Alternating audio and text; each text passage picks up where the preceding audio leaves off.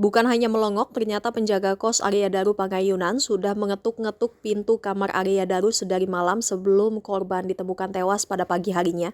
Hal itu diceritakan penjaga kos Arya Daru, Siswanto, seperti yang dikutip dari tayangan Kompas TV Selasa pagi 5 Agustus. Siswanto belak-belakan soal perintah istri Arya Daru yang sempat menyuruhnya mengecek kondisi suaminya. Istri Arya Daru yang bernama Pita meminta Siswanto untuk mengecek lampu kamar suaminya. Siswanto awalnya menuturkan apa yang terjadi pada malam mencekam sebelum ia menemukan jasad diplomat muda Arya Daru Pagayunan di kamar kosannya pada Selasa 8 Juli pagi. Siswanto mengatakan sempat menemukan dua hal aneh yang ia lihat di dalam kamar Arya Daru. Menurut Siswanto, awalnya ia dihubungi oleh istri Arya Daru, Pita, selepas tengah malam.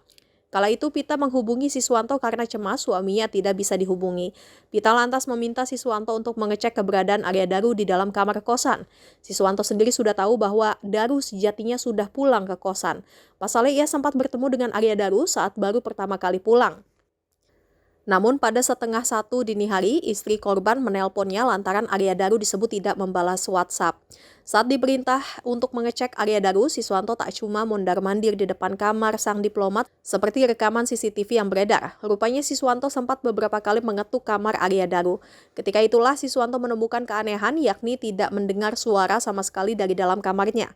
Siswanto pun mengetuk pintu kamar Arya Daru pukul setengah 1 dini hari, namun tetap tidak ada jawaban.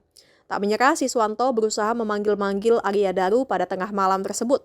Saat itu Siswanto sambil terus terhubung dengan Pita. Siswanto bahkan sempat menempelkan ponselnya ke pintu kosan Arya Daru agar Pita percaya kalau tidak ada suara sama sekali di dalam sana.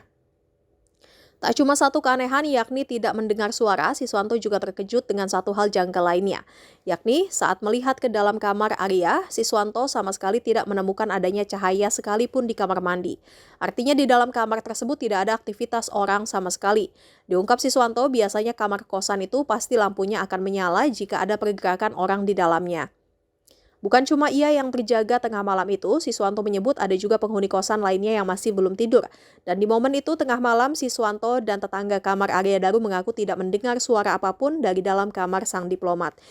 Hingga keesokan harinya Siswanto yang diperintah istri Daru pun membuka paksa pintu kosan dan menemukan sang diplomat sudah meninggal dunia. Jangan lupa subscribe ya!